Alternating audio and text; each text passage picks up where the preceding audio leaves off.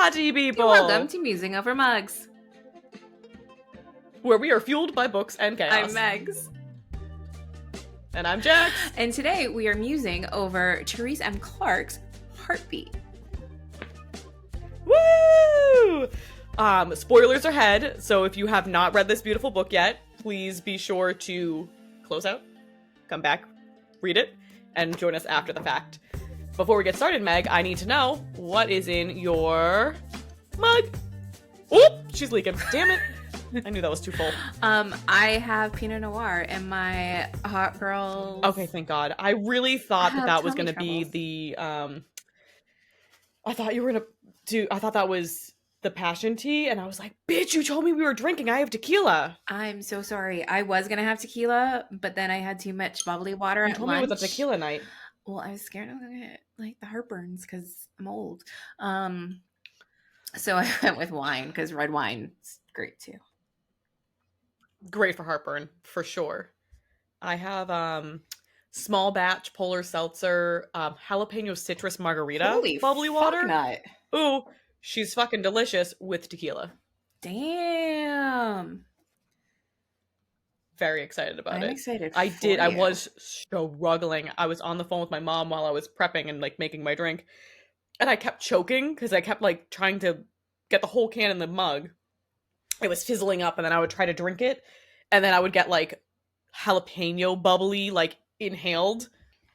It's great now that it's settled out a little bit, but it was a rough start to the drink. I can only imagine. Heartbeat. So, this book, she's thick. I didn't realize she was as thick as she was when she came. But, so, we had the distinct pleasure of meeting Therese at SteamyLit last year. Last month. It feels like a year ago. Last month. And she was just a gem. Like, nicest person ever. So sweet. We chatted for a while at her booth. And then we had the even distincter pleasure of shredding the dance floor with her at the ball. So that was a freaking blast. I mean, if you can dance to Whitney Houston with anyone, it's your new favorite author, Therese M. Clarke. Therese M. Clarke. She's amazing. So I was very excited to read her book. Megs is plowing through books. I don't know what happened. I feel like we used to have like a pretty even, you were like slightly faster than I was reading, but now you are fucking hammering books at a rate in which I cannot keep up with, which is fine. However, Megs picked up Heartbeat, read it. I picked it up pretty soon after we got home. I think I read like one or two other books, and then I was like, you know what, let's get into Heartbeat. I just kind of looked it up. It was I downloaded it from Kindle or onto my Kindle, and it, like, I had a really hard time putting it down. It was just like, it really, the storytelling, there was just a lot going on. And so like it kind of hooked me very quickly. Yes, it's very captivating. Right. And I mean, in my opinion, it should have ended at like 78%. That was my happily ever after. Because the last quarter is a motherfucking train ride. It is roller coaster ride. It was wild. But before we even get there, so Meg had texted me and was like, you have to read this. Stop at 77%. And I was like, I've got this. Like, I love feels. And Megs was like, I felt feels. She did not have it. Meg cried. There were tears. They weren't like tears. They were not screaming, but there was the lump. There was water in your eye, which doesn't happen for Megan. Never happens. I cry at tampon commercials. Like, it does not take much for me to cry. I have a lot of emotions, and they sit right here all the time. So I am constantly in tears. As you've known, you've seen me rant about many a fanfic that I am just bubbling over. Fanfic, non-fanfic. Tears for. It's fine. It doesn't matter. I'm just crying at all points of time. So if Meg's crying, I was like, this shit is good. I'm gonna die. Can't wait. Bumped it up the TBR. I did in fact cry. It was a lot. There's so much that happens in the last 25% of this book. I warned you. I said, stop, don't do it. You did warn me, and I didn't listen. I said, it affected me. I think you break you. I feel like the book itself causes a lot of stress in the end, like because there's just like a lot happening and you don't, there's twists and turns and you don't know, so like the book reading experience is a little stressful towards the end. My stress was infinitely heightened because Meg had told me 77% stop. So as I got closer and closer, I was like, when's it gonna happen? When's the thing gonna start happening? I feel like something's coming. And then every little boop, boop, boop that like occurred, I was like, oh, not this. And I was live texting Megan the whole time. And I was like, please tell me it's not this. Please tell me it's not this guy. Please tell me it's not that guy. Like, please tell me this character's fine. This person can't die. I can't have this happen. What is going on? Holy shit. None of my predictions were correct. She texted me about it was one really very specific character, and I just looked at my husband and I was like, oh, she's asking about this guy. And he dies in a very brutal fucking way. And it was a very different way than what I had thought was going to happen. And I was so sad when I thought, like, my first time the thought popped in my head and was like, no. And then he lived. And I was like, oh, phew, that wasn't it. And then it happens later. Okay, like, you know what? We gave the spoiler warning, and I don't want to, like, talk around, like, who the characters were and all of this shit. So if you're still listening... Just to preface this. Like, this is on now you. We're going to get spoilery. Now we're going to start naming names. Fucking Gunner. Loved Gunner. When we I was gonna say, when we name names, Jacqueline can't remember anything after finishing the book. The book like 2 days ago. So 2 days. And I remember the things that happened. I know the main characters' names, but like I had forgotten Gunner's name. I was devastated that Gunner died. Forgot his name. Because that's just who I am as a person. I cannot remember details anymore. There's too much up here. That was devastating. Oh my god. Gunner was the sweetest fucking thing. He takes her wedding dress shopping. It was beautiful. He has a baby on the way. And they just had a baby, I thought. I thought the baby, they had just been born. Like, there was very lovely There was wife. A new baby. There was babies. Oh. And then he dies. And by dies, he was murdered. Oh, it was murder. It was brutal. Oh my god. So, let's just back it up. We don't have to back it up because we already did spoilers. I feel like we don't have... I was going to say, like, the overall premise, but, like, if you're still listening, you've read the book. So, you should know. This season, I mean, I'm not going to read the book, and if you're not going to read the book... This season, I'm not going to read the Goodreads summary because that was annoying, and I'm not good at it. So... You are great at so it. Bad. Stop it. I'm not good at it. Were you watching the car drive by really slowly? Because I was watching the car drive by I'm not allowed to look out your window anymore because apparently it's creepy when I see things and you don't see them. Yeah, well, now I feel like now it's even creepier because it's like dark out. I'm just like waiting for like, boop. Because this book scares the shit out of you, all right? Home invasion is real. Home invasion is real. It was terrifying. Oh but fucking like, unhinged. This book, always, it deals with so many different things. There is what it's like to be a woman in business, a woman of color in business, the adversity that one, deals with toxic that. Families. Then there's Mike, toxic families. We have abuse. We have, taking on the shame and guilt that like generations worth of it onto your own shoulders.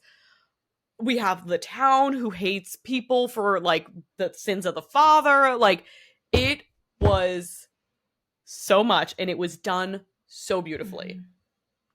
Like, I feel like this could have it deals with a lot of heavy topics, and this could have been a very heavy book. It could have been a heavy book, and it could have been it was like very fractured, because I struggle sometimes when people are trying to put... Someone just walked by a window. I struggle sometimes when people try to put like too much into a story, like they try to fit everything in there. Can you not laugh at me? I was picturing someone walking by your window, like forgetting that there's like a fire escape right there, and I'm like, were they fucking floating? Like, no, it was in the you're building. It was the next building over. They just like walked in front of their window, but the shades down, so I just saw the shadow move. It was like a whole thing.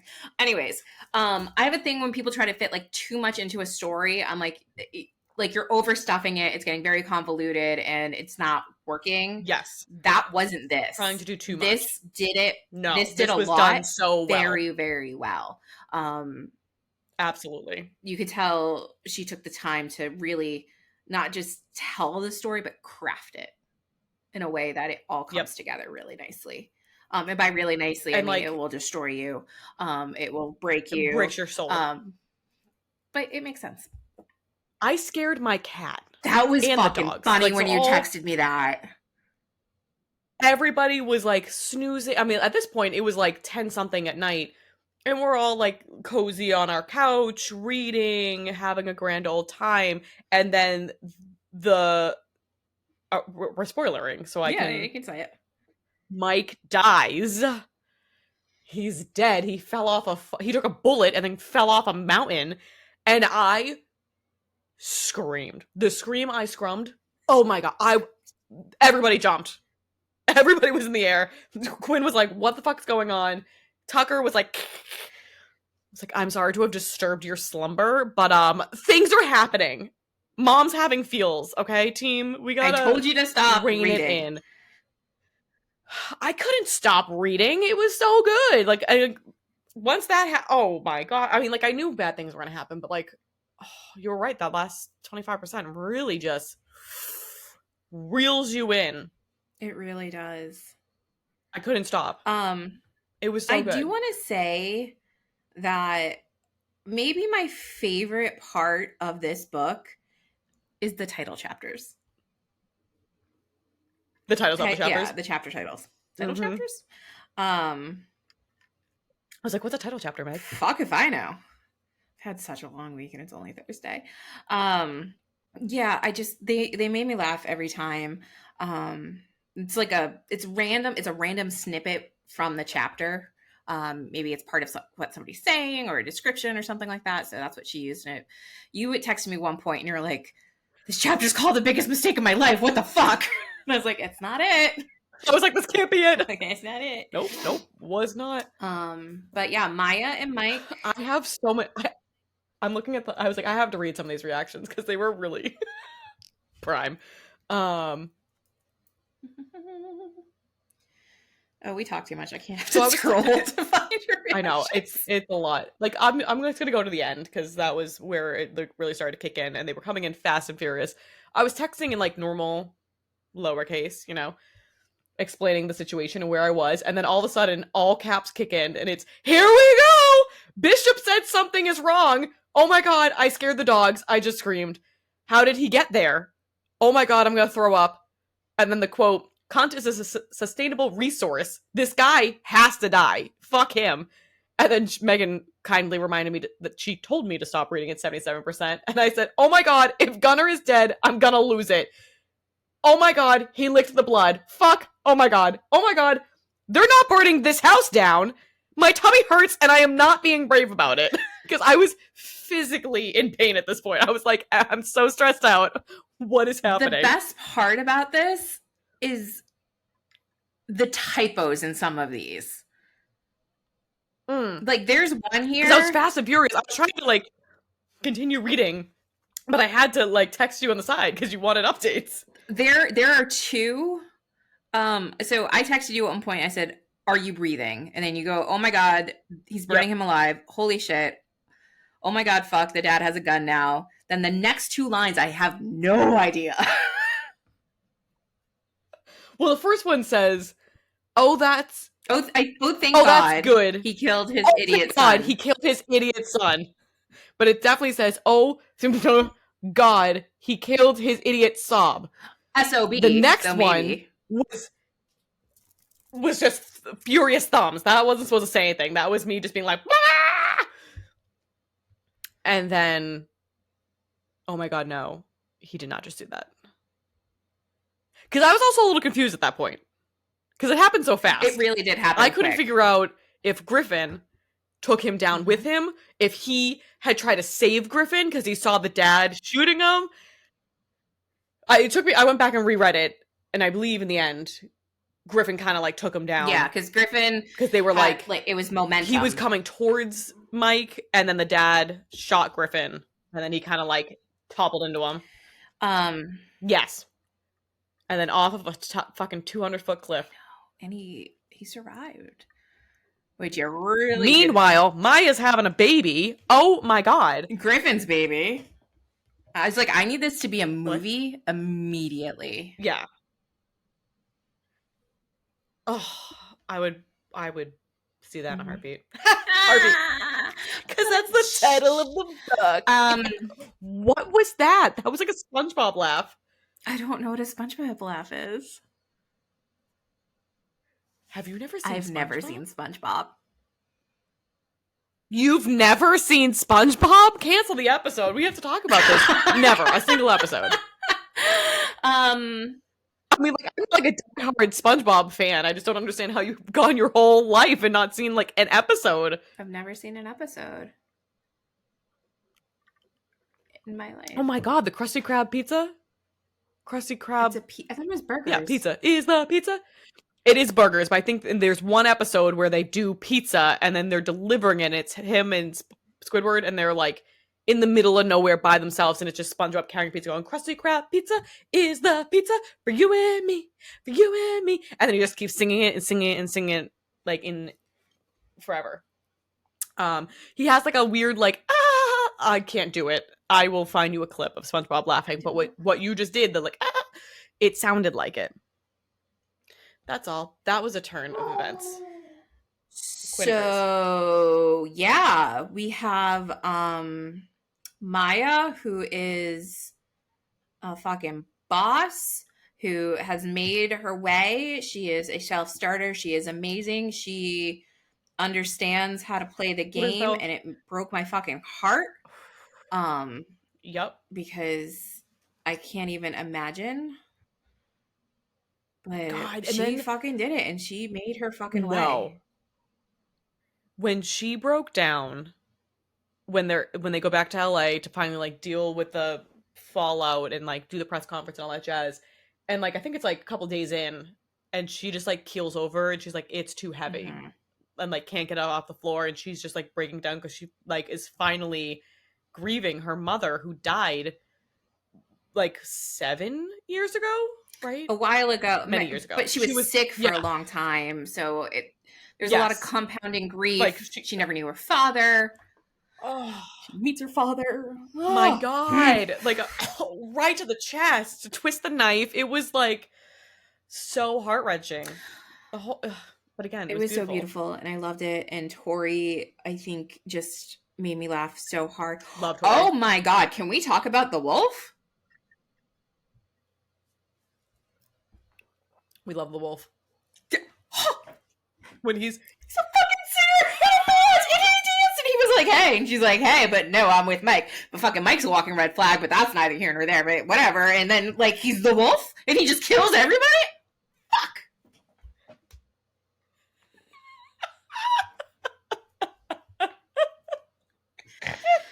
Oh my god, I caught like every other word. It was so high pitched. Like, loved all of that. This is what you're like all the time. I just need you to know. I know. Oh, I know. I just feel like I don't get to receive it ever. I'm thrilled to be on the receiving end. I loved when he's just gone. He was called in to like find Maya because she had been kidnapped, and everybody's like, "Don't call him because he's gonna kill everybody." Because he's fucking crazy. Don't do it. So he comes in, and then he. Like, you know, all of a sudden down, we're back at the hospital, and he's just sitting in the room with the two young girls who were also, like, kidnapped by Griffin, the, ex, and were, like, tortured and manipulated and all this jazz, and it's horrible, and he's just sitting there, and he was like such a puppy dog, like, so nice, and, like, I'm not gonna, like, I'm not here to hurt you, in a cover band. Like, are you fucking kidding me? And that was so well done. I will never... The reveal of that? Fuck me! Jesus Christ! Like, what are you doing to me? I don't have the emotional capacity for that. I fucking love this. I told you to stop reading. I knew this was going to happen, and then we're going to have to talk about it. And I have too much in my life to process this book right now. It was beautiful. Please go out and buy it. I put a link in our story when I reacted about it to go buy it from bookshop.org. It was beautiful. For fuck's sake, it's a great book. Well, go out and buy it. They better have already fucking read it because... But they can't go buy it now. Like, they better have already read it if they're listening to this podcast because we just ruined the whole fucking thing. Yes. But buy it for your friend. We're coming up. Buy it for your friend. We're coming up to the holidays. Make it a Secret Santa gift. Or like a white elephant gift, whatever they're calling it now. We call it a Yankee swap here in Massachusetts. Um, Yankee Doodle Dandy. what? What? You know, song Yankee Doodle Yeah, put a feather in I his hat and called it I do know macaroni. that Yankee Doodle song. Dandy. I don't know why you said that. Because I said it was word association. You said Yankee swap, and I said Yankee Doodle Dandy. That's where my brain goes. I'm having a hard time. All right, favorite character. Probably Tori. I fucking loved her. She like from the get go was like here for Maya. Like even before that they knew they were related. Like even for that first instinct when she like opened the car door, she's like, oh, she could just tell like, oh, you didn't want to get in the car. You didn't want to follow a strange man like in the dark Colorado roads at night. No, I get that. He's nice. Come to my house. Like come stay live with us. us, Like you what? random person. Also, Come I have live with us. 3 young children and I'm pregnant. But she was just so kind and lovely. And then like I loved when she like pulled Mike aside and was like, we're not going to be weird about this anymore. Like you are part of the family now, and buck up, Buttercup, because that's what's happening here. Like, no. I just feel like she was a straight shooter. She was hysterical. She seems adorable. Like I would want her to be my friend in real life. Um and I just thought that was great. I loved her. Who's your favorite character? I really like Maya because she just did not give a fuck. Obviously.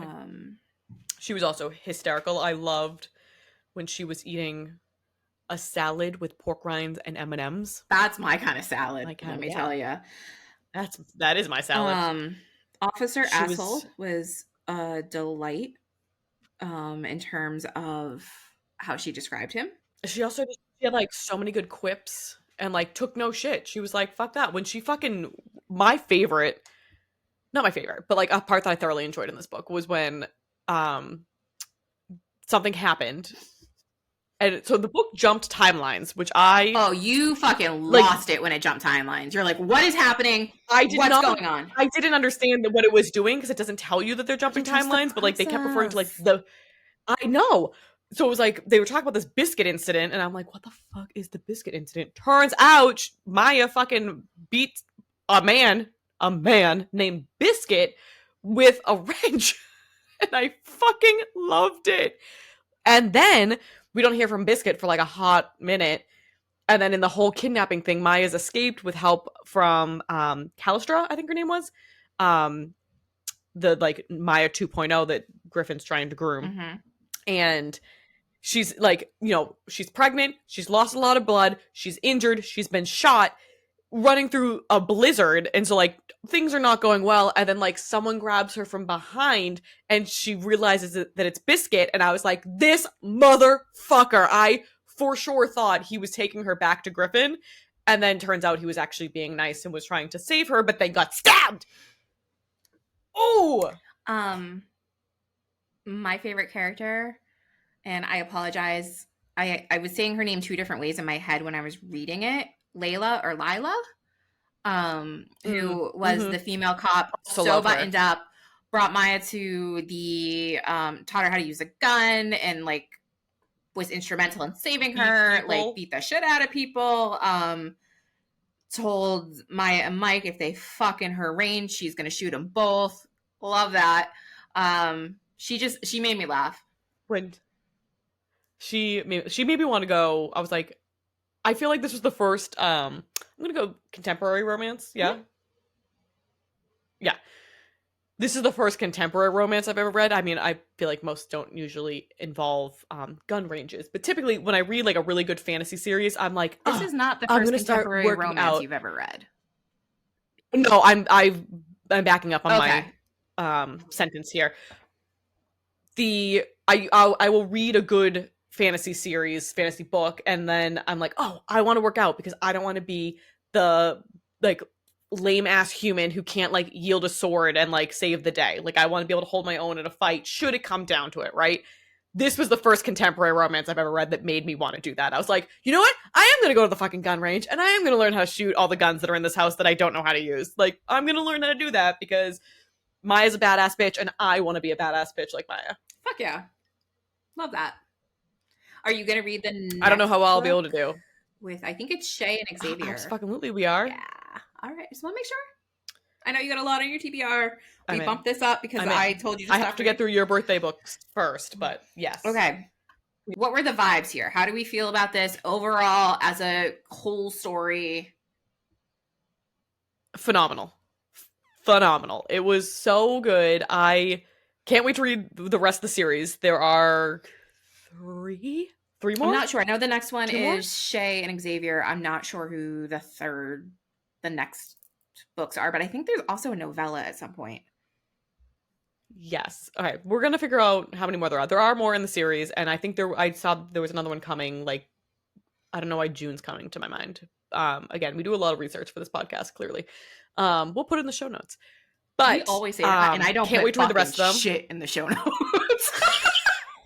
I just assumed you were doing it, Megan. We will put absolutely nothing in the show notes. Go Google it yourself, people.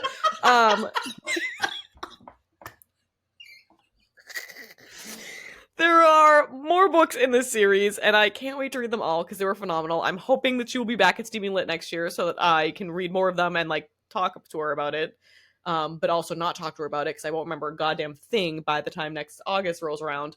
I want to take her out to drinks. Hopefully she'll be there so I can give her a big and squeeze. Be like, let's talk about this because you made me feel feels. We would have to go to like Ohio because I think that's where like I looked at her book tour and it seemed like everything else except for SteamyLit this past year was in Ohio. It's like the central, and I was like, we're gonna northern have to central part of the country. We're gonna have to go, or maybe we can convince her to do some. I don't know what event happens here in New England, but I don't know. We'll find one, and then we'll be like, "You have to come because it was amazing. We want to see you." And yeah, the thing there. I want to just read. So we've been talking to Teresa on Instagram Messenger, and I just want to read because we're besties now. We gave her a friendship bracelet, and Meg handed it to her and said, "Here's a friendship bracelet. We're now best friends forever." So we took that very seriously. I just want you people to know. I feel like folks don't understand the severity of the situation when we handed out those friendship bracelets, but we fucking meant it. You are all now our best friends. We would love to talk to you. So when Jax finished it, she sent a message at 11:32 p.m. I just finished it. Eyes crying emoji. What a wild ride the ending was. And Therese responded, "It's a hold on to your tits kind of ending, definitely." And that I think is just the perfect way. That sums it up to perfectly. Sum up this book. Sum up this episode. Hold on to your tits because the ending is wild. We love you, Therese, and thank you for this story. It's a beautiful because beautiful it's story. So fucking good. And we love you. So thank you so much for listening to this episode. If you liked it, I love you for loving us. Please leave us a review. Make sure to like and subscribe and do all that stuff. Send this to your friend that you bought the book for after they've read it so that they can join the conversation too. Leave a comment if wherever you're listening or watching this has a comment situation happening. We love you. Party on, party people. Cheers. Happy reading.